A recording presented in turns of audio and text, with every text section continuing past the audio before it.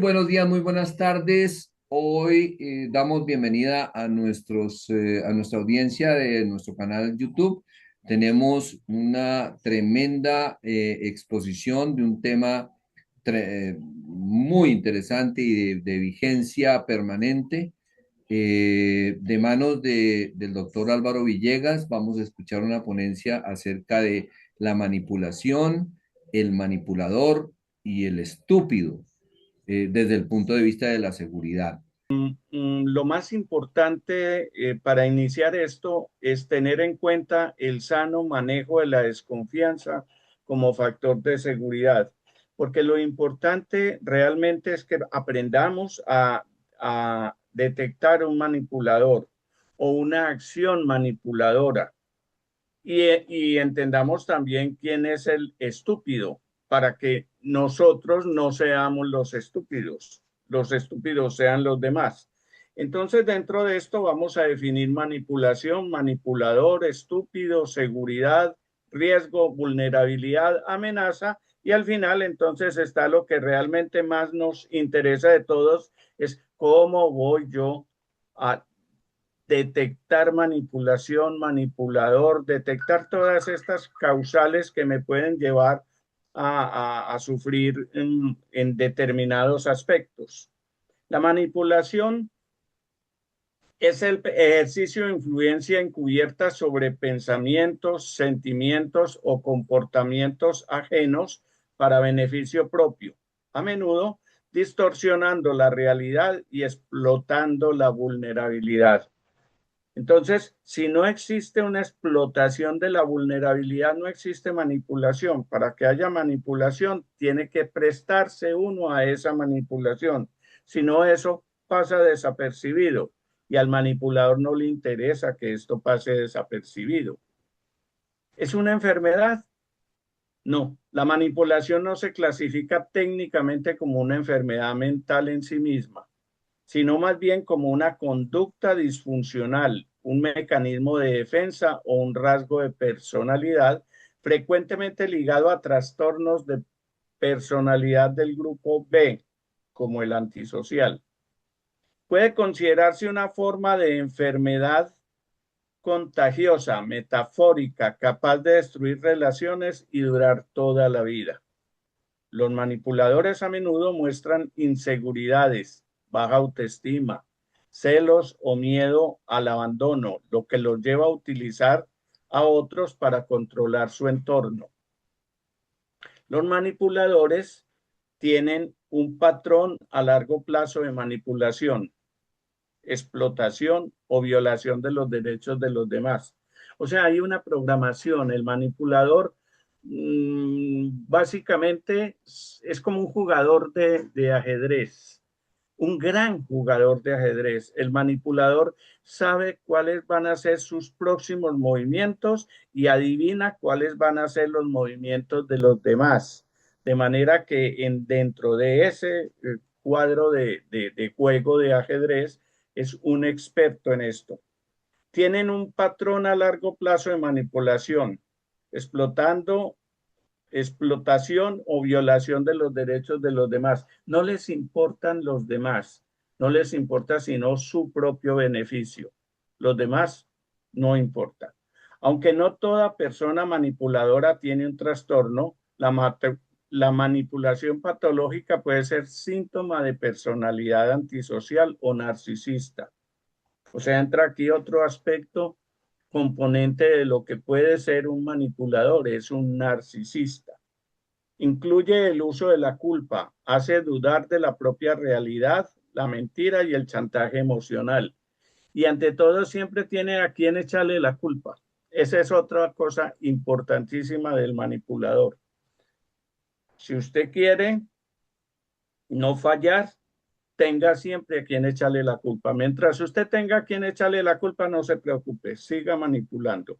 En resumen, es un comportamiento patológico o destructivo más que una enfermedad biológica o mental única. Para el manipulador, mucho de eso le interesa el dinero fácil. O sea, aquí vamos a hablar de manipuladores no solo de conciencias, de pensamientos, sino también de la parte económica, que es una que está afectando demasiado en todo el mundo en estos momentos. Llama la extorsión. La extorsión es un delito que consiste en obligar a una persona mediante intimidación, violencia o amenazas a realizar o omitir acciones para obtener un beneficio económico u otro tipo de provecho ilícito. Afecta el patrimonio, la libertad, generando miedo y ansiedad en la sociedad. La extorsión existe desde hace muchísimos tiempos, pero la extorsión de ahora es una extorsión moderna, que lo llaman hackeo. El hacker es alguien que utiliza sus habilidades para descubrir nuevas formas de usar los sistemas y resolver problemas. Esta es una definición positiva. Ayuda a la bioseguridad. En los Estados Unidos, creo que es en la Universidad de Utah, hay desde hace unos 10 años, inició una carrera que llama ingeniería social. La ingeniería social está basada en la teoría que se ha venido descubriendo de los hackers y está montada dentro de lo que es las prácticas de hackeo. El hacker es el que sabe de usted cosas que usted mismo le dice sin que usted se da cuenta de que se los está diciendo. Y por eso lo llamaron la ingeniería social. Y esto es una parte positiva, porque entonces están estudiando en una carrera que dura 6 años, cómo combatir la inseguridad, la bioseguridad y cómo la van a combatir, cómo van a ser más seguras las comunicaciones, cómo va a ser mucho más segura la información bancaria, las cuentas, todo esto pues lo están estudiando allá y están saliendo expertos. Y entonces esa es la parte positiva de un hacker. Pero por el otro lado, un hacker es un individuo que rompe los sistemas de seguridad generalmente con intenciones maliciosas, que esa es la definición negativa del hacker y es la más conocida y es la que hace realmente daño para acceder a información confidencial que puede explotar o vender a otros delincuentes. Fíjese, en Colombia, como en todo el mundo, ya existe, pero aquí hay la ley de base de datos, de información, que es muy estricta, supremamente estricta. Acabamos de pasar hace un día, hace 24 horas, se solucionó un problema en todas las plataformas del Banco de Colombia, que es el banco más grande del país. Vino a solucionar su problema porque el Banco de Colombia se había caracterizado por ser el banco más inseguro, porque eran muchas las cuentas que se estaban desocupando, no había seguridad informática. De manera que aquí se ve que las partes positivas del hackeo funcionan, pero también funcionan las negativas. ¿Cómo evitar el hackeo para fortalecer una seguridad digital?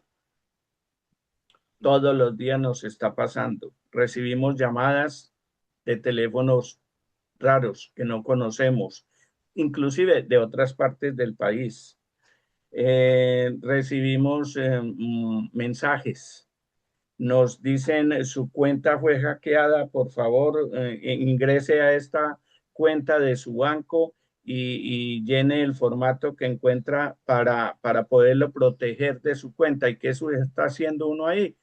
Dándole entrada libre al hacker para que pueda ingresar a nuestra plataforma, a nuestra cuenta, a nuestros datos y pueda hacer muchos daños. Y mucha gente le da pena decir que lo hackearon.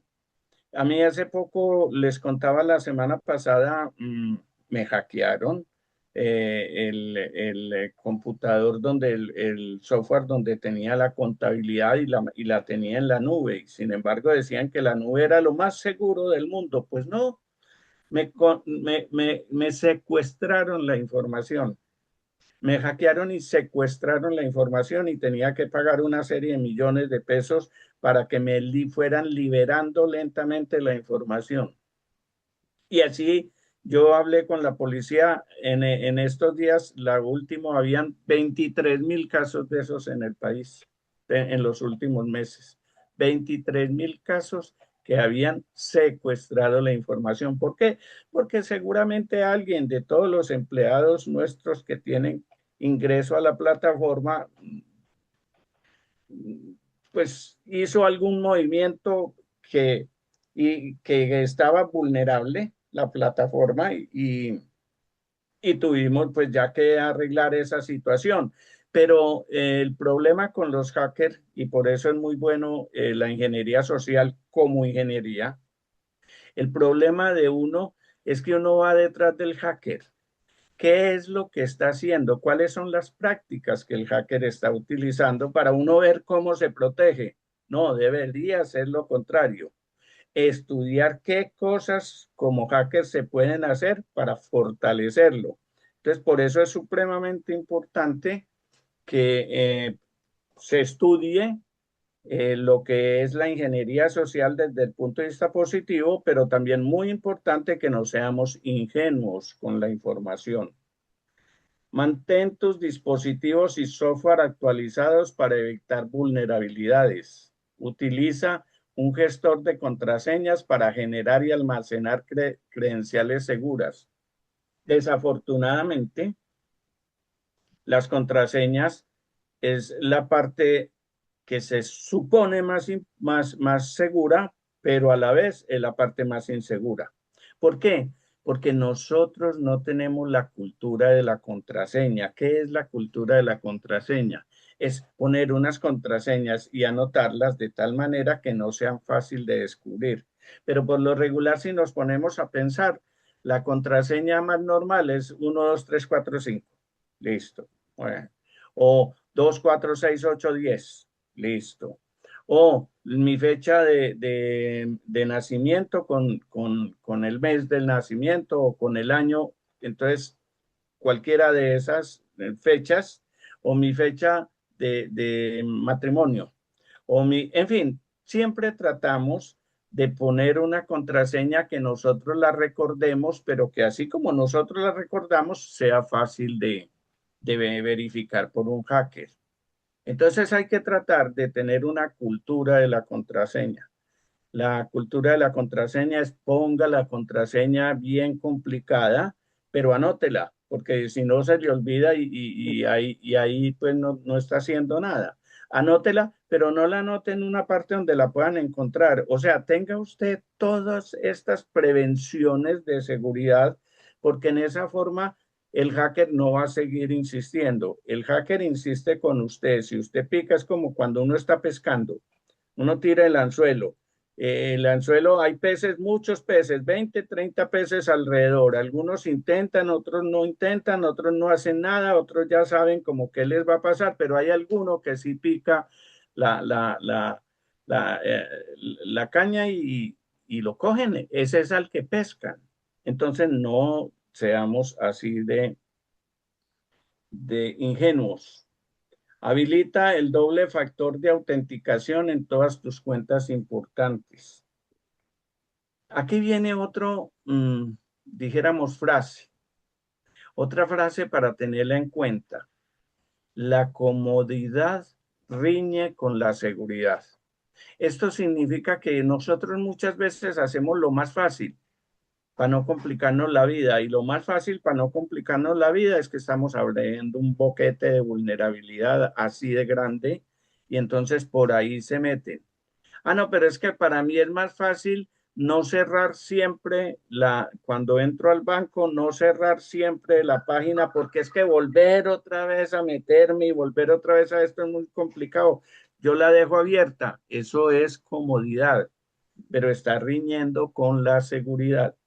Y nos tenemos que poner a analizar siempre qué es lo cómodo y qué es lo seguro. Y por favor, elegir lo seguro frente a lo cómodo. Es importante diferenciar entre manipulación y persuasión, que es el acto de formar por argumento, ruego, protesta, una creencia, posición o procedimiento. Pero es importante tener en cuenta que la persuasión en muchas ocasiones puede llegar a ser manipulación cuando llegan a procedimientos de control mental. Eh, Hablamos hoy de lo de el vendedor en Medellín que le vendió a un amigo mío el único bonsái gigante que había en el país, y el otro lo compró convencido de que había hecho un negocio fabuloso y iba a cobrar o lo iba a vender por el doble de lo que le había costado. Bien, uno dice aquí hay una ingenuidad, aquí no una manipulación, no, aquí hubo una persuasión. El vendedor convenció a este que es un bonsai, por qué este es el bonsai gigante, qué cosas, o sea, hubo una manipulación y al final llegó a ser un procedimiento de control mental. Entonces, ya ahí fue la manipulación, ya no es la percepción, la persuasión, perdón, la persuasión. En eso tenemos que tener también mucho cuidado y saber diferenciar esas dos cosas, hasta qué punto llega el uno y de ese punto en adelante llega el otro. La persuasión es hasta aquí y después de ahí en adelante ya viene la manipulación. El manipulador es el individuo que mediante el uso de artimañas e hipocresías consigue el control sobre otros. Se puede decir que, aun cuando existe desde que Caín convenció a Abel que lo llevara a un lugar apartado y lo asesinó, recuerdan ustedes, se pudiera decir que fue el primer manipulador de la humanidad. Convenció a su hermano de que la tierra no le estaba produciendo, de que el humo se le iba para un lado y no se iba para arriba, y lo convenció que fuera hasta allá a mostrarle que cómo hacía esto, y cuando llegó allá y estaba retirado, entonces lo mató. En el siglo XV, el escritor y diplomático del Renacimiento italiano, Niccolo Machiavelli, escribió El Príncipe, creando el maquiavelismo, palabra usada para describir uno de los tipos de personalidad que la gente emplea, permitiéndoles expresar una cínica desconsideración por la moralidad para poder enfocarse en ganancias personales o logros egoístas. Y por eso siempre se habla de que el manipulador es el Maquiavelo. Eso es una situación maquiavélica. Y ya entendemos que si es maquiavélica es porque nos están tratando de manipular. ¿Qué se necesita para ser manipulador? El manipulador, el oportunismo, es el 50% de las personas son ingenuas o crédulas. Esto lo dicen los americanos. Los americanos siempre tienen porcentaje y medidas porcentuales, estadísticas con todo. Ellos dicen el 50% de las personas son tontas, se dejan manipular, son personas ingenuas. Un 25% viven preparados para esto, ¿sí? De manera que aquí tenemos que basarnos es en ese otro 25 que son fáciles de manipular, no tan fácil como el primer 50%, pero están trabajando. Un manipulador, de acuerdo a los americanos, trabaja con el 75% de las personas. Ese es su campo de acción. Ese es su nicho de mercado. El 75% de cada 100 personas yo puedo llegar a manipular el 75, el 50 con mucha facilidad, el 25 me tengo que ocupar muchísimo más, pero hay un 25 que sí, ese no va a ser posible. Entonces, ¿qué es lo que nosotros debemos hacer? Y esto sería una conclusión de las finales, pero ¿qué es lo que debemos hacer? Tratar de estar en el 25% que tiene las pilas puestas, que no se deja manipular, que no come cuento, ¿sí? Su entorno familiar, el del manipulador, social y académico, le dieron bases para ser manipulador. Todo esto, muchas cosas de estas vienen desde el nacimiento, desde los primeros años, desde cuando ve a su papá o a su mamá haciendo mm, estrategias para manipular a alguien en cualquier cosa. Todo esto lo va viendo el niño y lo va metiendo en su cerebro, y por eso esas bases sociales, familiares, académicos de los colegios llegan al colegio y se vuelven los que hacen el bullying. ¿Quién es el que hace el bullying? Es un manipulador en potencia, un manipulador infantil, pero un manipulador en potencia, porque a nadie le enseñan a hacer bullying. El bullying lo traen de su casa. Saben que con hacer esto afectan a aquel, saben que con esto hacen reír al otro, pero afectando a este, saben que con esto pueden conseguir que el otro les dé lo que llevan de onces o les dé plata o cosas así. Todo eso lo traen desde sus casas. Los manipuladores, a pesar de su fachada de control, suelen tener puntos débiles como baja autoestima. Y aquí se va viendo cosas que uno, cuando ya tiene las pilas puestas, puede empezar a decir, aquí puede haber un manipulador en potencia o un manipulador activo. Baja autoestima, suelen ser inseguros y dependen de la admiración de los demás. Inmadurez emocional, reaccionan con rabietas, ira, indiferencia o victimización cuando las cosas no salen como quieren. Fíjese que lo vemos a diario. Un recién nacido, un niño de 1 año, 2 años, quiere algo y ¿qué hace? Pega un berrido impresionante, hace una pataleta impresionante hasta que le dan lo que él quiere. Y le dan lo que él quiere, ¿y qué están haciendo ahí? Están, perdón, creando un monstruo manipulador cuando se le da. Pero ahora viene otra cosa un poquitico, no se sabe si peor o no, que esas consecuencias se van a saber más adelante. A los 2 años está con una rabieta y le dan el teléfono celular. Y el muchachito maneja eso mejor que uno. Y se mete y ve sus cosas y se tranquiliza. Se tranquiliza. Obtuvo parte de lo que quería. ¿Qué va a pasar ahí más adelante? No sabemos qué puede pasar, pero seguramente esa no es la mejor forma para educar a un niño. Y viene a lo mismo, la, la, la comodidad riñe contra la seguridad.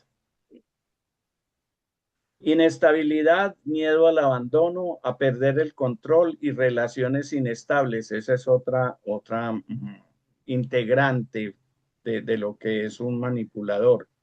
Incapacidad para aceptar errores.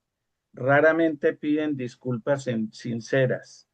Profunda falta de empatía, incapaces de entender o conectar con los sentimientos de sus víctimas, lo que los hace predecibles en su egoísmo. Son ególatras.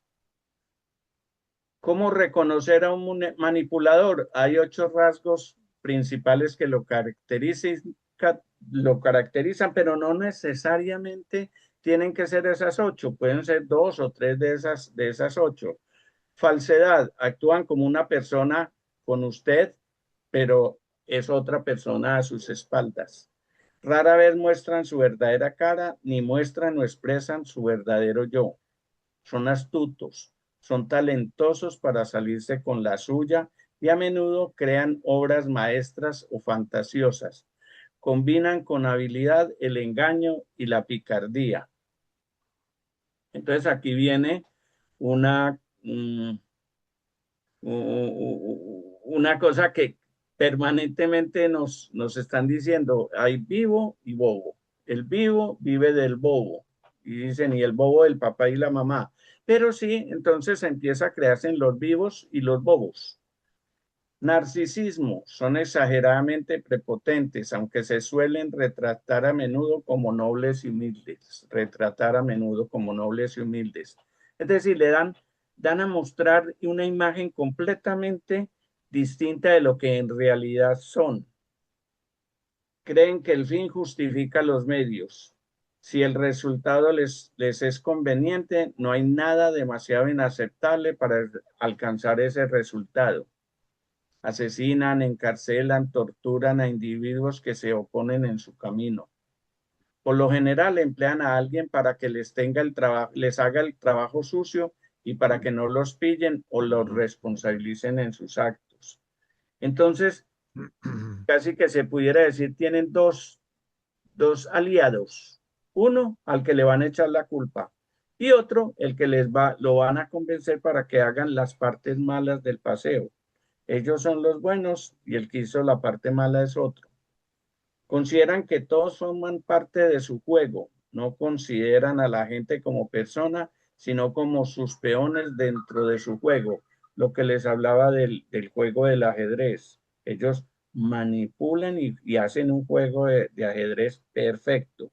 Saben las 5 o 6 jugadas que van a hacer después y detectan cuáles son las jugadas que usted puede llegar a hacer y ganan por lo regular en un porcentaje alto. Sobresalen en control debido a la ingenuidad. En muchos casos, la gente no se da cuenta de que lo están manipulando. En su mayoría, creen que están haciendo lo correcto y han decidido actuar conforme a lo dispuesto por su líder o por su manipulador. Pero en la realidad, todo fue perfectamente orquestado por el manipulador. Pregúntele usted a una persona que está siendo manipulada y pregúntele, ¿a usted lo están manipulando? Y verá que va a decir que no.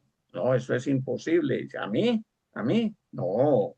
Yo para eso vivo al día y vivo muy pendiente. A mí no me manipulan. Y sin embargo, a ese es al que más manipulan. Prefieren ser temidos que amados. Para ellos, el ser amado o temido, respetado, son sinónimos. No entienden lo que es el verdadero amor, ya que están demasiado ocupados presionando a todo el mundo para que les tema y para que se crean que ese miedo es una señal de amor. Es una genialidad de ellos. Es completamente una genialidad. No ven la parte mala del manipulador. Y si la ven, la justifican. Todos pueden no hacer, deben no hacer esto, pero el manipulador sí tiene la autoridad para hacerlo. Porque yo quiero al manipulador. Recuerden ustedes esa frase que no se borrará. Señor presidente, yo a usted lo amo.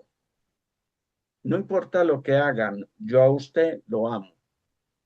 Nunca revela sus verdaderas motivaciones. Las personas en torno al manipulador o cercanas a él hacen las cosas sin comprender totalmente por qué y nunca saben exactamente cuál es la causa. O sea, viven en una ignorancia, pero no se preocupan por nada más porque para ellos es más fácil seguir lo que dice el manipulador.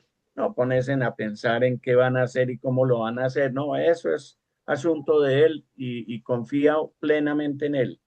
En el único momento en el que revela sus verdaderas motivaciones, un motivador o razones es si de alguna forma puede sacarle provecho. Si no puede sacarle provecho, nunca lo dirán. Utiliza la manipulación como parche para ocultar sus inseguridades. Y aquí viene la porcentaje, como lo hablan los americanos, el 50% son personas confiables, el 25% personas son confiables con o sin controles y el 25% son personas no confiables. En cualquier circunstancia, la profesión es la de ser delincuente. Características de un manipulador.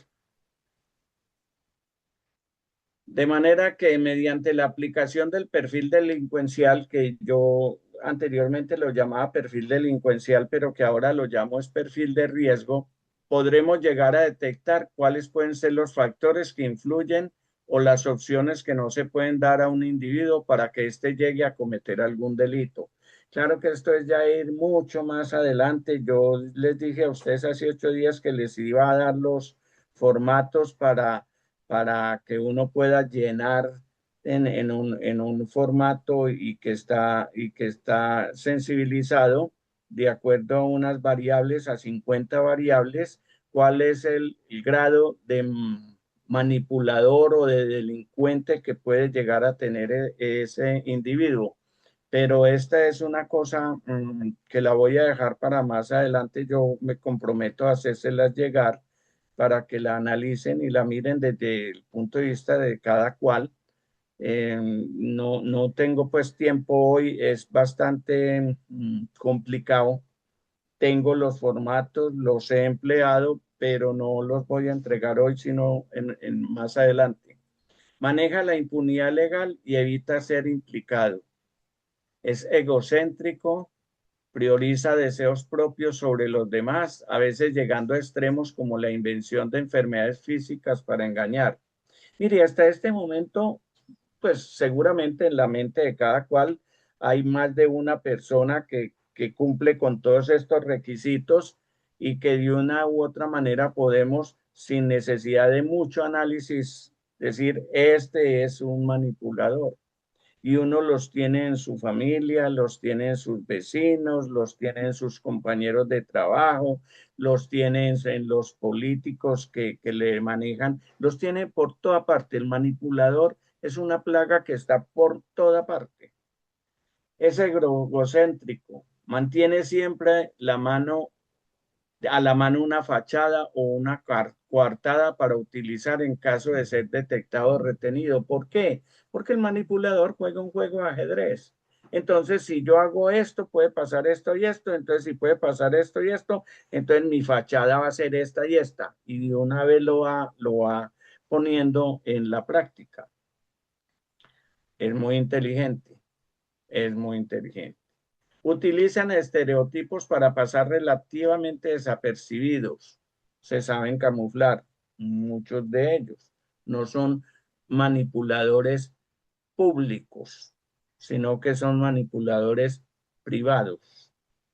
Son pacientes, observan los movimientos de las personas, sociópatas que manipulan por placer sádico o por control. Esto crea un profundo miedo interno, el miedo a que si alguna vez dejan de manipular, estarán indefensos, expuestos o abandonados. O sea, ellos mismos se retroalimentan. Con la acción de manipular se están retroalimentando y se están fortaleciendo. Y el hecho de que vaya ganando adeptos a ese programa de manipulación, los fortalece. Si van perdiendo adeptos, los debilita y entonces son pacientes con buen léxico y con buen trato. Requieren de una o más razones para manipular. La manipulación se convierte no solo en una herramienta, sino en toda su forma de interactuar con el mundo. Es incriminador y es amenazante. Y aquí venimos a ver, ya esa parte la vimos como el del dinero fácil. Y aquí veamos entonces el listo. El listo, el mito del manipulador astuto persiste porque la manipulación, cuando es útil y exitosa, pasa desapercibida. O sea, el verdadero manipulador trata de ser muy listo en esto y en buscar lo que le conviene. La gente inteligente o no ve la necesidad de manipular o lo hace también que nunca te das cuenta. O sea, hay veces que a uno lo manipulan sin uno darse cuenta, por más inteligente que sea. Esa es la habilidad de la manipulador listo, que lo manipula a uno y uno está convencido de otra cosa completamente distinta, completamente distinta. La gente, los manipuladores bien inteligentes llevan una doble vida y probablemente nunca te enterarás. El manipulador listo se prepara y estudia a cada una de sus víctimas. Este es muy peligroso porque es un manipulador muy inteligente. Se basa en la ingenuidad del otro y estructura un procedimiento para aprovecharse de los demás. Yo preguntaría aquí, ¿Quién de todos nosotros no se ha visto en manos de un manipulador? ¿A quién de todos nosotros no han manipulado más de una, dos, 10 veces? Eso es permanente, a todo nivel. Los ritos y centros religiosos son carnes de cañón para que un manipulador estafe a los demás. El tonto e ignorante. Definitivamente creo que la mayoría de la gente manipula sin darse cuenta, o sea, a la vez todos somos manipuladores. Pero es que hay manipuladores buenos y manipuladores malos. Hay líderes buenos, hay líderes malos. Entonces, sí, es uno escoger de todas las cosas que tiene un manipulador, cuáles pueden ser positivas para que yo sea un líder, un manipulador positivo, un manipulador bueno, un manipulador inteligente. No creo que sea universalmente cierto que los manipuladores sean tontos, pero sí diré que cuando la gente encuentra una táctica que le funcione en la vida, manipular, mentir, ser amable, lo que sea, simplemente invierten más recursos mentales en eso en lugar de diversificarse. Así que se vuelven buenos manipulando para salirse con la suya. Ahora, no necesitan hacer el trabajo duro para crecer porque la manipulación funciona. Sí, he tratado en esto de encontrar el manipulador malo, el que nos va a traer malas consecuencias, el que los efectos van a ser negativos para nosotros o para nuestras familias. Pero también tengamos en cuenta que hay manipuladores buenos, positivos, y que nosotros deberíamos ser también manipuladores positivos. Y aquí vamos a otra parte de la charla que es la estupidez y el estúpido. La estupidez se define como una torpeza notable para comprender asociada con la necedad o tontería, mientras que el estúpido actúa a menudo con soberbia creyéndose sabio. Michel de Montaigne vinculaba la estupidez con la soberbia, señalando que las personas estúpidas suelen creer que lo saben todo y no tienen nada que aprender. Dietrich Bonhoeffer, en su teoría de la estupidez, sostiene que la estupidez más que el mal es peligrosa porque paraliza la reflexión moral y crea obediencia a ciegas. Concluye que combatir la estupidez es una tarea colectiva urgente. Combatir la estupidez es una tarea colectiva urgente. La estupidez política se analiza como el rol de la estupidez colectiva y puede influir en la toma de decisiones, a menudo sin un análisis crítico profundo. Y en esto, muchos países, entre ellos nos incluimos nosotros, estamos ante una estupidez política, ante una estupidez permanente. El inteligente calla frente a la estupidez y el estúpido habla. ¿Qué hacer frente a la estupidez? Entonces, ya vamos empezando a ver aquí cosas de qué debemos hacer nosotros para mejorar las cosas. Frente a la estupidez, los expertos sugieren cultivar la modestia intelectual, reconocer que uno mismo puede actuar con estupidez en ciertas circunstancias es fundamental. O sea, debemos ser modestos intelectualmente. Fomentar el pensamiento crítico, la educación y el desarrollo del pensamiento crítico son la principal defensa contra la estupidez. La humildad para reconocer los propios errores. Eso es importante. Evitar la confirmación rotunda. La confirmación rotunda es una negación a conocimiento de la verdad. Es una estupidez. Todo lo que sea negación a conocimiento de la verdad es estupidez. Fomentar el diálogo directo, educar en el pensamiento crítico y limitar la influencia de la estupidez grupal son estrategias claves para contrarrestar este comportamiento humano. Fomentar el diálogo directo. educar un pensamiento crítico y limitar la influencia de la estupidez grupal. Algunas prácticas que se volvieron delitos colectivos. Entonces aquí vamos a ver algunas de las estupideces que uno ha visto, ha vivido y muchas otras personas tendrán muchos más que estas. Yo les contaba hace años que hubo hace 50 o más años en la primera página del New York Times puso un avisito. Si usted quiere saber cómo hacerse rico, envíe $1 a este box y a vuelta de correo recibirá la respuesta.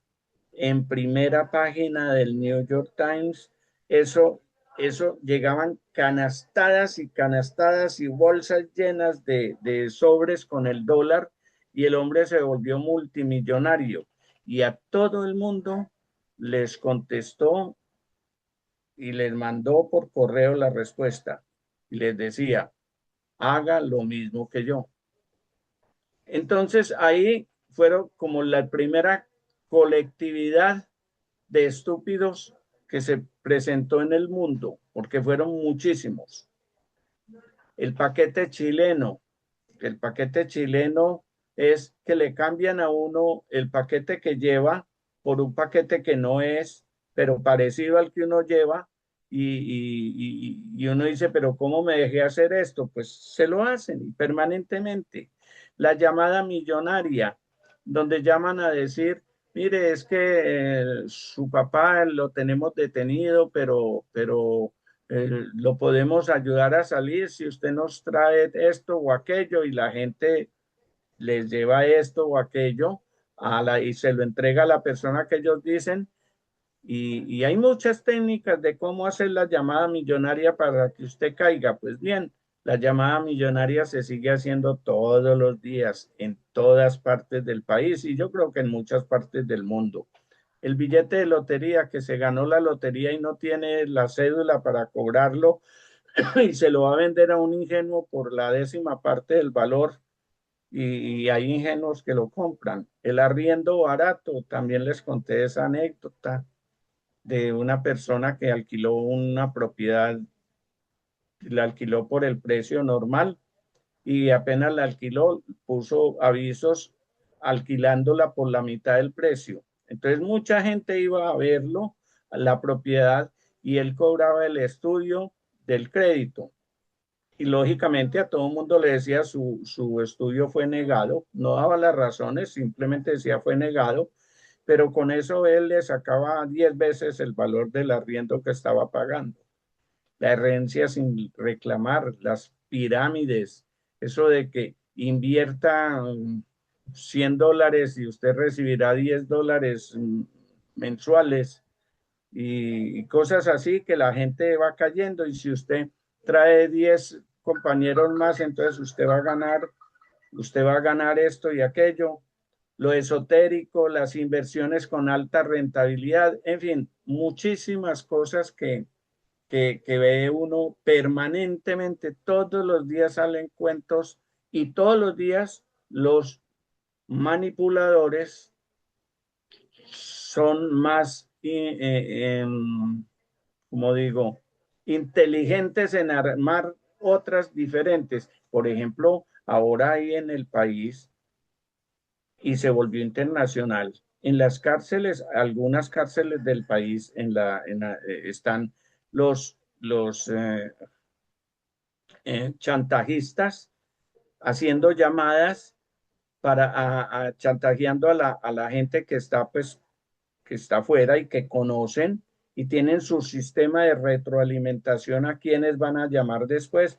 En unos días, hace poco, en una de las cárceles de aquí, en una sola celda, encontraron más de 150 teléfonos con libros especiales, fulano de tal, teléfono tal, se le pidió tanto, dio tanto, no sé qué, no sé qué. Bueno, todo un montaje. Y ahora últimamente salió con que de estas mismas cárceles colombianas se están extorsionando gente en Panamá, en México, en Perú, en Ecuador.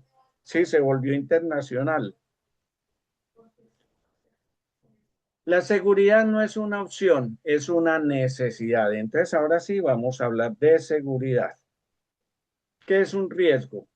Es algo que puede pasar y causar daño a personas o a cosas. Es la materialización de la amenaza.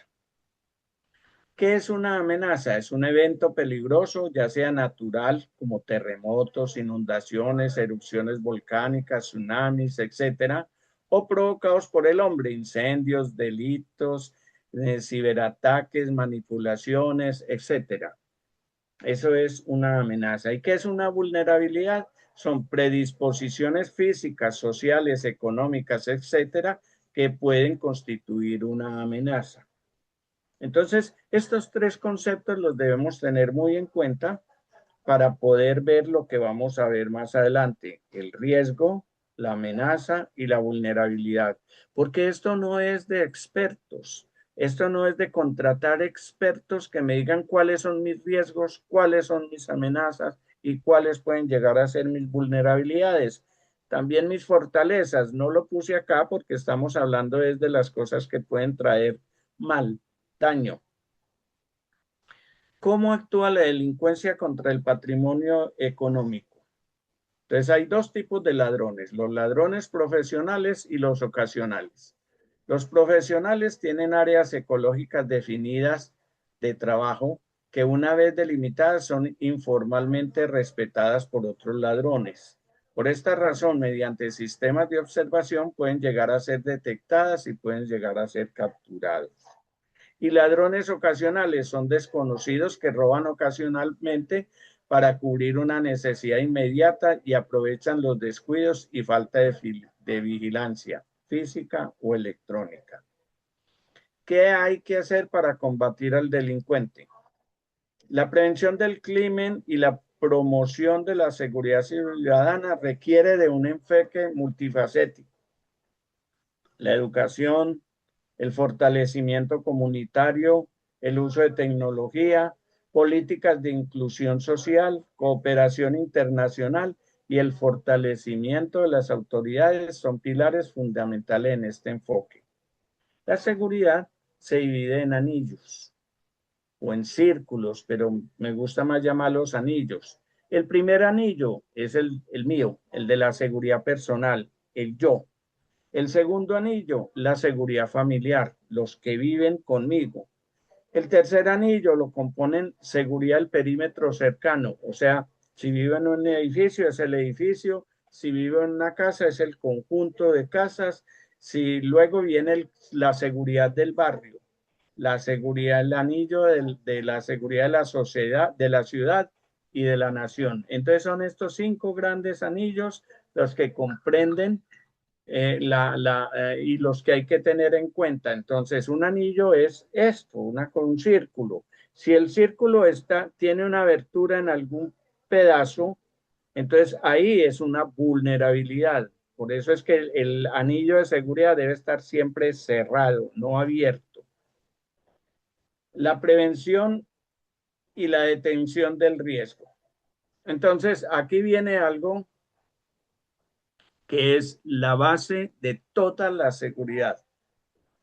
Les cuento que hace más o menos 30 años, 35 años exactamente, yo escribí esto que les voy a contar acá, incidentes, casi accidentes, accidentes y tragedias como una base de seguridad. Y después de 35 años y de haberle dictado esto a muchísimas personas, sigo diciendo, esta es como el catecismo astete de la religión, esto es como la base, como el álgebra de Baldor para los que estudian matemáticas, esto es lo más importante que hay dentro de la seguridad. Y entro a explicarlo de la siguiente manera.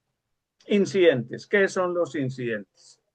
Esto es diferente a lo que se estudia muchas veces en seguridad industrial. No, incidentes desde el punto de vista de seguridad. ¿Qué es un incidente desde el punto de seguridad? Cualquier cosa que nos rodee. Absolutamente todo lo que nos rodea es un incidente.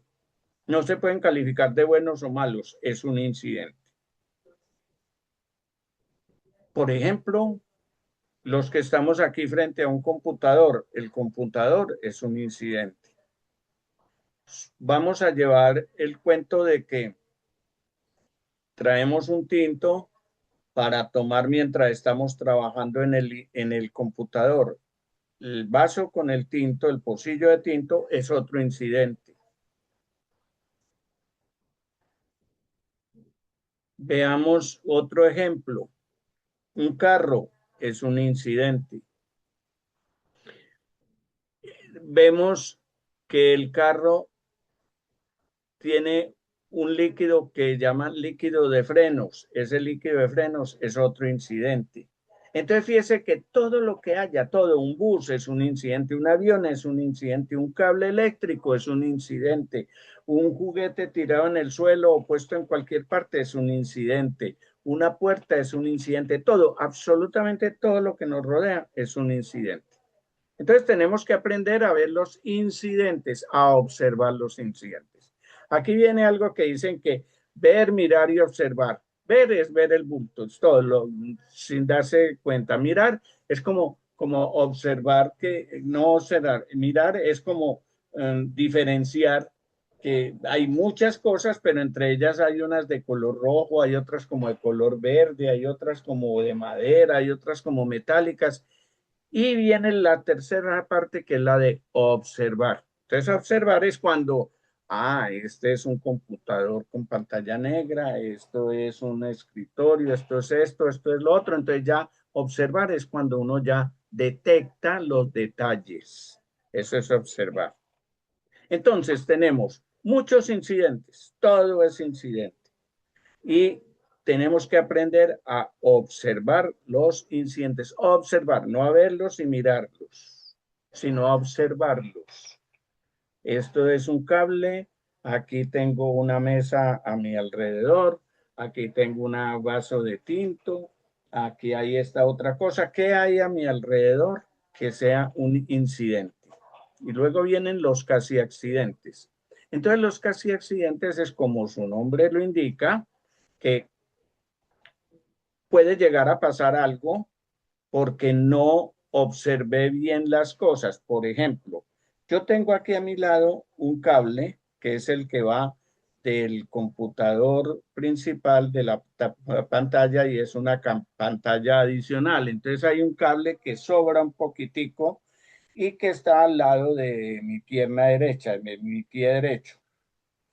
Yo ya detecté ese cable, vi que era y sé que es el cable que va al computador de la pantalla adicional. También entonces tengo presente que si me voy a parar del escritorio, no debo pisar ese cable ni me debo enredar con ese cable. ¿Por qué? Porque puedo desconectar la pantalla o puedo causar algún otro daño de cualquier naturaleza.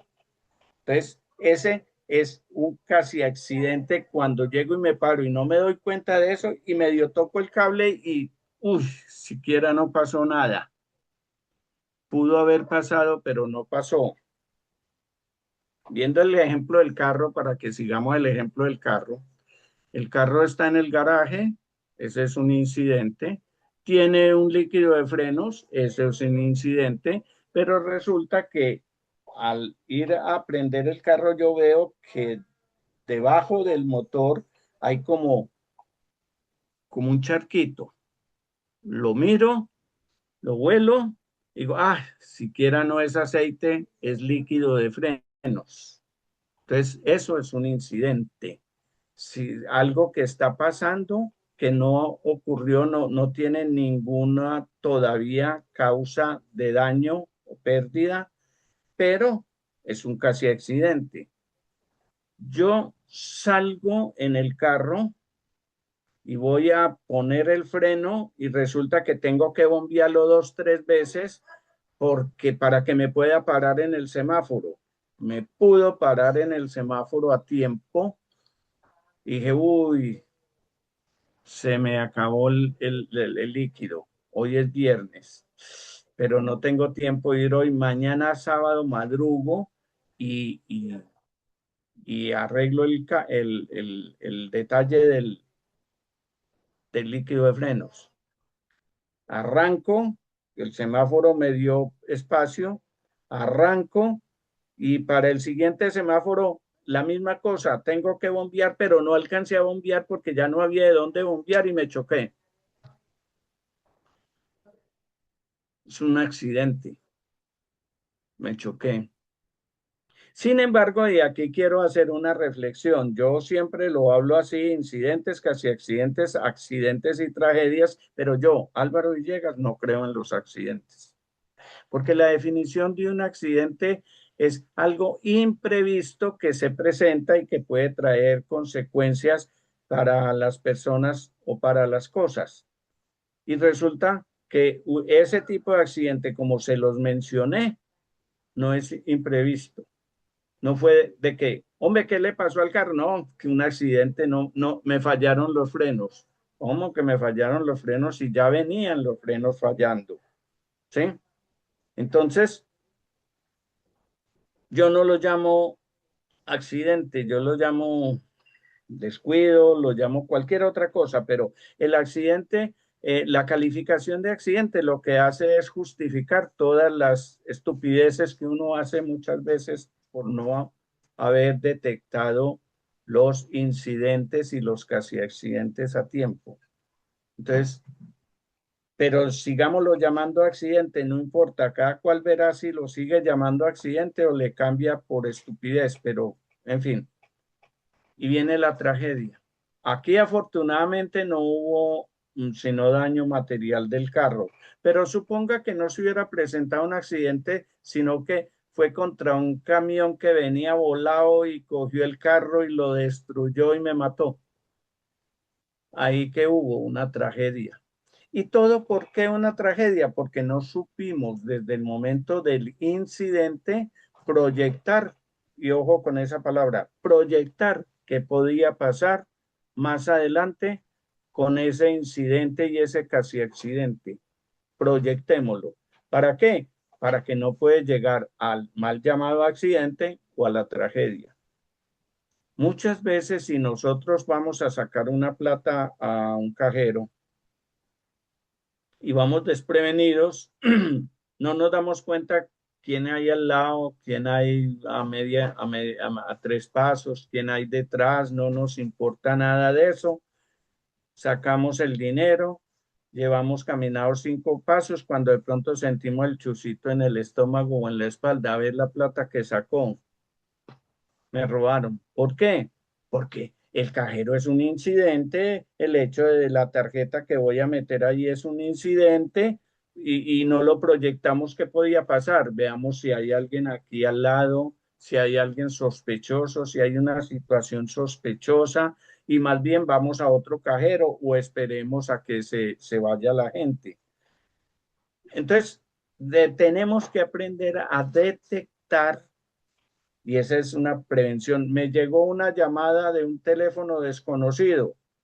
Eso es un incidente. El teléfono y la llamada son dos incidentes diferentes. Desconocido el teléfono, otro incidente. No voy a contestar.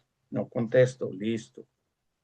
O voy a contestar, pero de acuerdo a lo que me hablen, corto inmediatamente.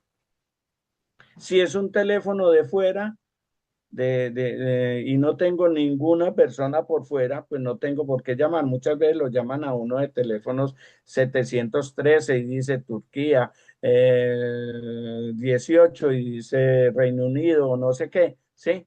Y no tengo a nadie por allá, no me pongo a contestar esos teléfonos porque estoy corriendo un riesgo innecesario.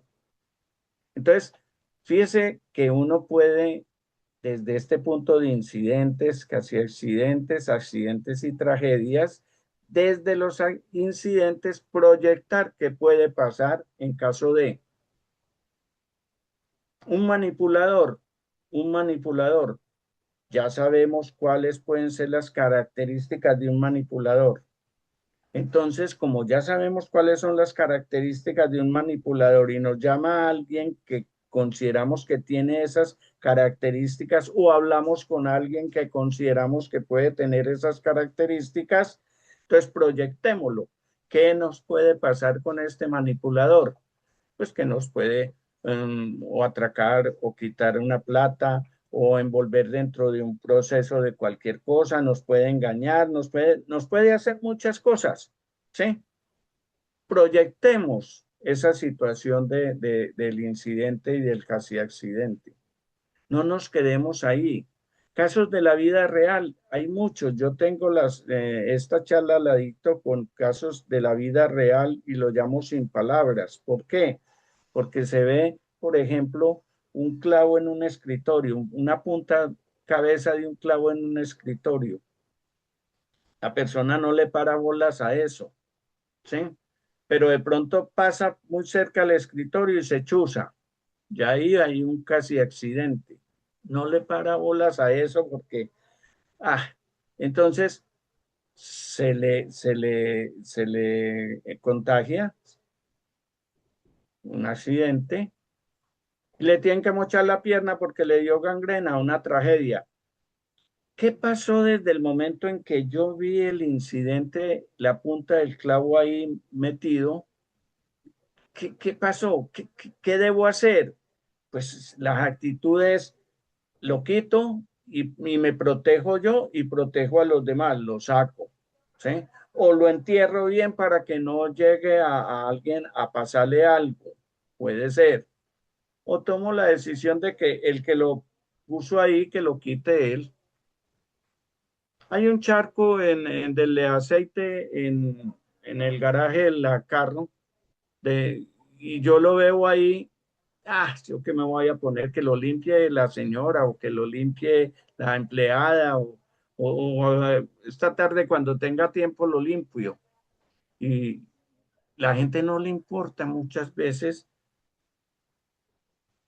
arreglar los incidentes. El incidente no continúe para él o para otros, ¿sí? De manera que esta partecita de proyectar el incidente es fundamental para tener la seguridad en la prevención de una manipulación o de cualquier otra cosa, porque es que esto, como les digo, sirve para cualquier otra cosa. Aprendamos a detectar los incidentes que hay alrededor y a proyectarlos. ¿Qué puede pasar en caso de? ¿Qué puede pasar en caso de que haya un terremoto?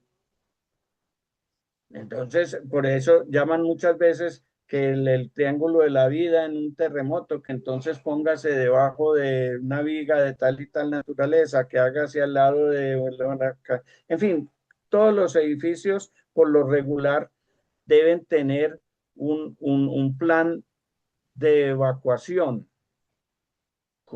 ¿Para qué se hace el plan de evacuación? Para que la gente sepa un incidente en donde tenga que evacuar porque fue un incendio, porque fue un terremoto, por cualquier otra cosa, cómo lo debe hacer para evitar qué accidentes y tragedias.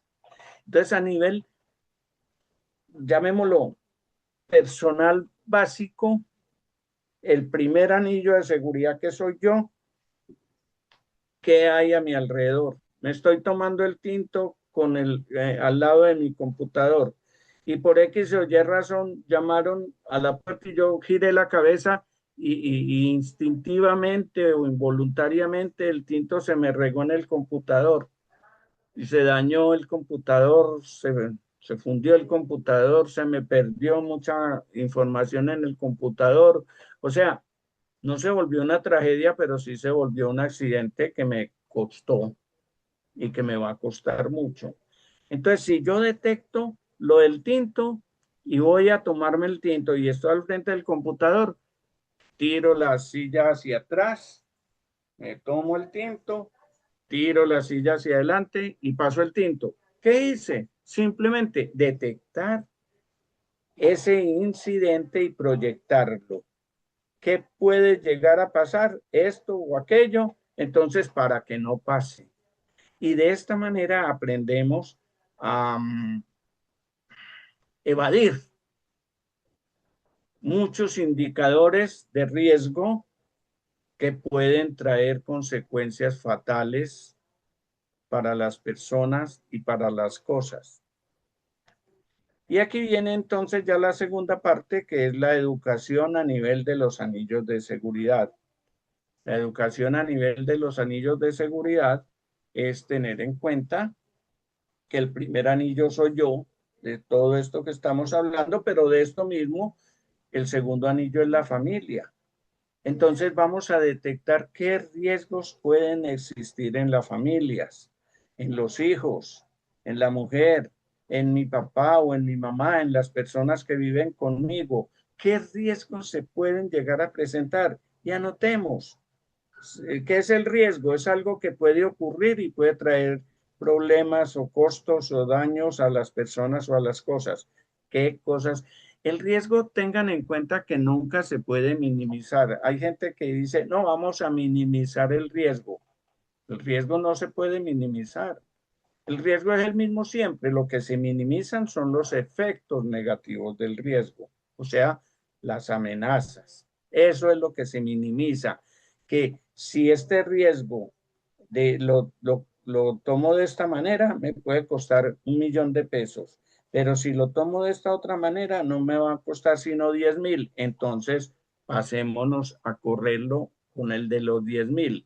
El riesgo, hay tres razones con las que se pueden hacer con el riesgo.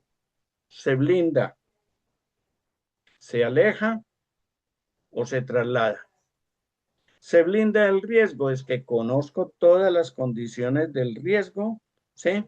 Y el riesgo es, yo puedo no correr ese riesgo corriéndome hacia atrás con el pocillo para hablar de esto.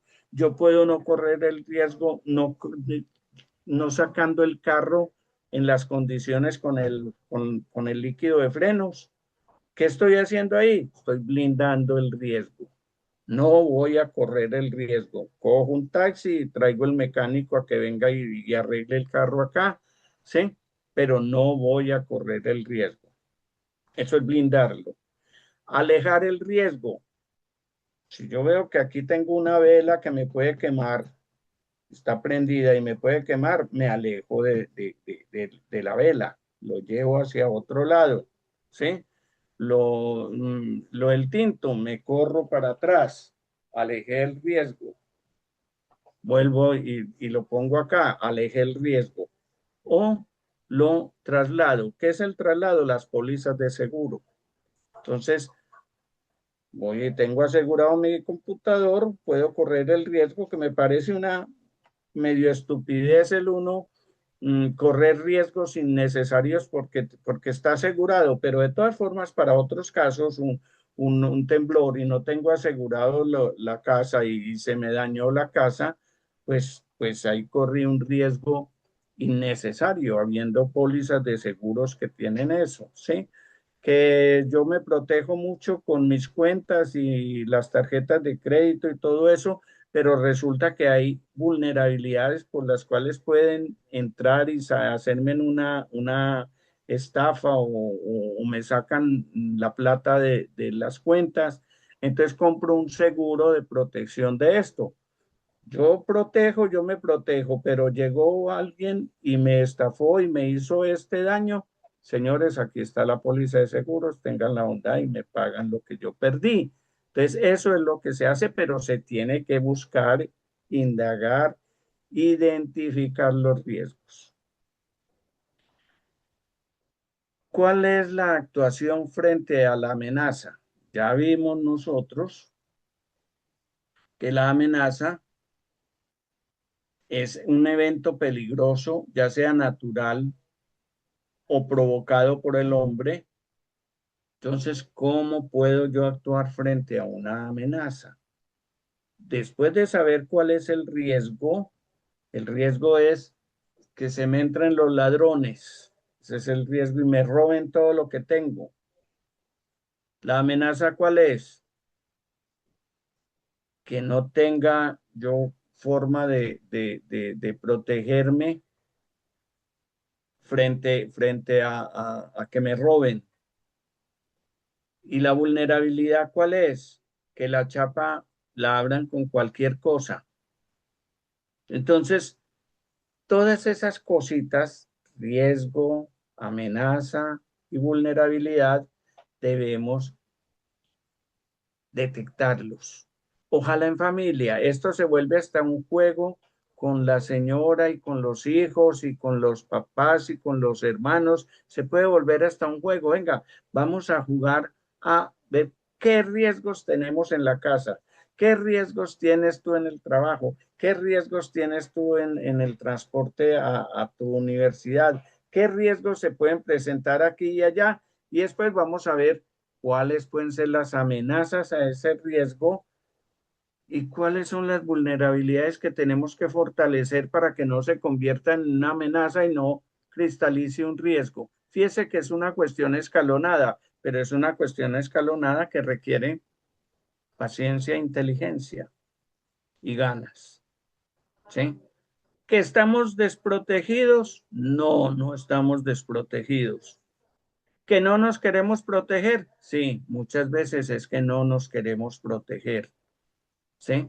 Entonces, frente a todo esto que acabamos de ver, son cosas que están pasando, que están ocurriendo, que van a ocurrir, que seguirán ocurriendo, que vienen desde Caín y Abel, todo esto del manipulador y el estúpido y todas estas cosas vienen desde el primer momento de la eternidad. ¿Y hasta cuándo? Hasta que este país se acabe. No sin antes felicitarte por esa exposición tan concreta, tan objetiva y tan real de la vida diaria. Y a veces yo diría que el sentido común es uno de los principales problemas para la estupidez, ¿no? Eh, Se supone que alguien define el sentido común como algo lógico, y de todas las cosas que yo he escuchado de ti, son todas que tienen coherencia lógica. El perder ese sentido común, el perder esa lógica, nos hace entrar en esa zona peligrosa de la estupidez. Y yo te preguntaría una cosa, proyectando esto a diferentes contextos, ya del manipulador, el manipulado, etcétera.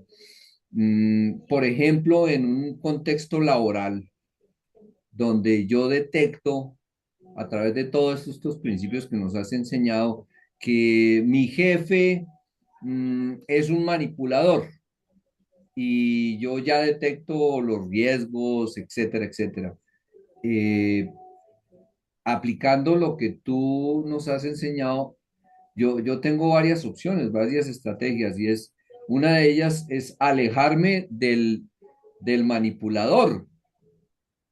Pero viene la contradicción. Si yo, para alejarme del manipulador, pues yo tendría que renunciar a mi empleo o algo así, como en un contexto laboral donde yo no tengo muchas opciones de moverme para evitar, o sea, para no dejarme ¿Qué influenciar mecanismos de tú esa nos manipulación podrías recomendar para ese tipo de situaciones que en la vida diaria nos encontramos, o en situaciones, por ejemplo, familiares, donde yo encuentro una persona manipuladora y me cuesta mucho trabajo alejarme, es decir, tratar de no empeñarme por cambiar a la otra persona para que deje de ser manipuladora, que es uno de los primeros errores que uno comete?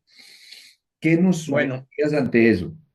bueno, primero que con el solo hecho de que logres detectar que hay alguien manipulador y que te está manipulando, ya de por sí el problema lo tienes solucionado en un porcentaje muy alto, porque ya me está manipulando, es un manipulador, la forma en que me manipula es de esta manera, entonces me voy a blindar frente a ese manipulador. Mm, ¿Cómo me voy a blindar? Él a lo mejor no sabe que yo sé que me está manipulando, entonces, y yo ya sé que me va a manipular de esta y de esta manera, entonces le voy a responder de esta y de esta y de esta otra. ¿Sí?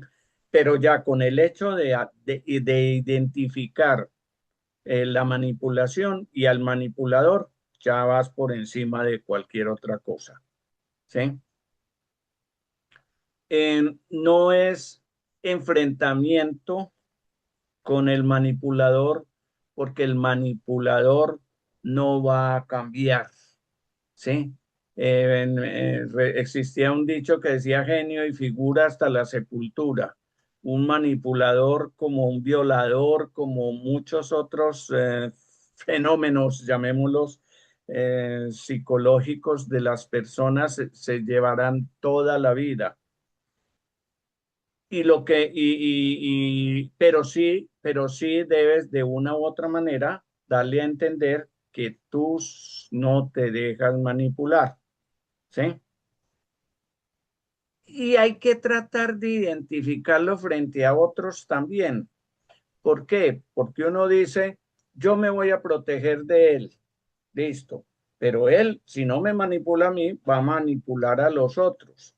Entonces es tratar con los otros, demostrarles que este puede ser un manipulador, que puede ser que lo estén manipulando para que estén en la misma situación. Si son 5 personas y un manipulador y las 5 personas lo identifican a él y se blindan frente a él, ten la plena seguridad que el que se va a ir es el manipulador, no el manipulado.